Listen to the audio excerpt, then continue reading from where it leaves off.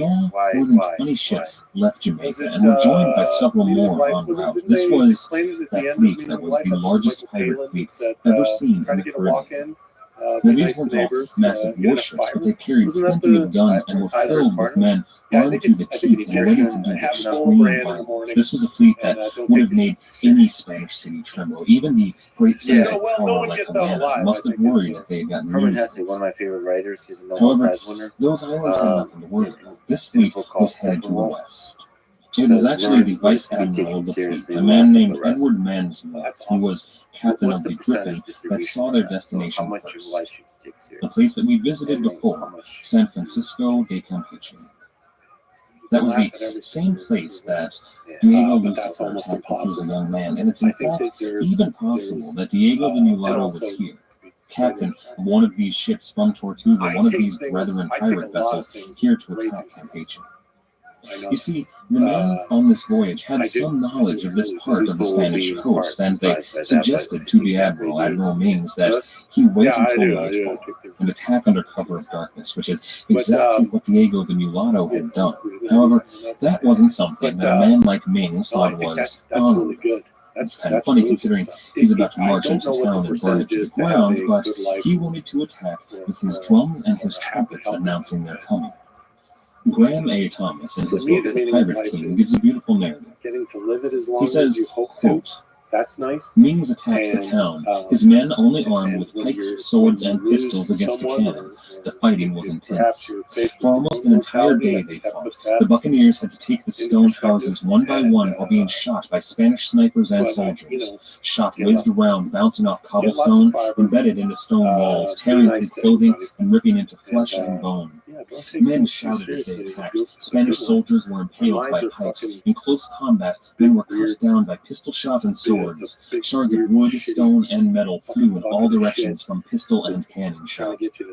Mings was wounded 3 times, but by the end of the day, the buccaneers were successful. In the harbor, they captured 14 vessels, crews were chosen to take them back to Port Royal.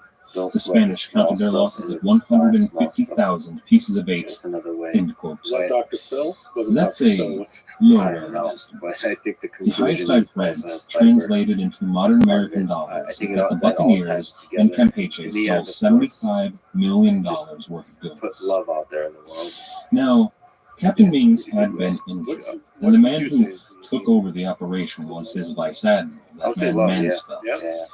Mings would go on to retire shortly thereafter, go back to England and lead a prosperous life with all of the money he had made in the Caribbean, and Mansfeld was to take over. Now, Alexander Twimlin has a little blurb about Mansfeld. It comes right after that passage we spent so much time looking at today.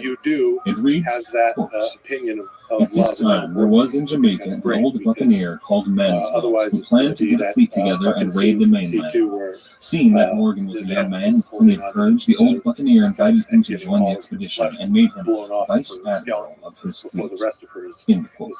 Now, if we were going to give that passage the same treatment that we gave the passage in this episode, it would take an entire episode to cover everything that was wrong. You see, it was a complete fabrication, and we know that because we know where Captain Morgan was. And in fact, that's exactly what we're going to do. Next time, we're going to take a long, hard look at exactly what Captain Morgan was doing on his 22-month-long first great raid against the Spanish. I'd like to thank everybody for listening, and I mean that. We hit a huge milestone this week. It snuck up on me. I didn't even see it coming, but I'd like to thank every single last one of you. We hit 100,000 downloads, and that's a huge number, way bigger than I expected to hit anytime this summer. I'd also like to thank everybody that has been kind enough to support the show, either through Patreon or through PayPal through the webpage. We wouldn't be here doing this without you guys. Anybody who has been kind enough to leave a rating or a review anywhere you listen to the show, you guys really help get the word out, and I appreciate everybody out there. You guys are really the best. So really the best. So really the best. So really the best. I would like to thank you and the Canadian International Agency Apparel Canadian I can't wait for the sneakers from Dudesy. I can't wait for all the podcasts and welcome to the Pirate History Podcast. That AI can and all the trouble it can get you in. So I'm a huge fan of yours. When we left off last time, Henry Morgan was preparing for his first great raid on the Spanish Main.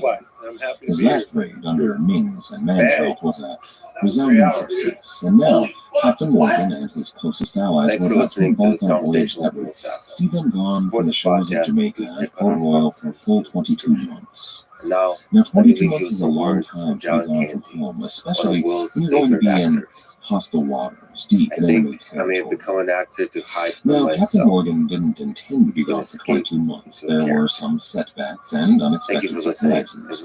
However, he knew it was going to be a long voyage, and they prepared thoroughly for it. This week, I'd like to do something a little bit different.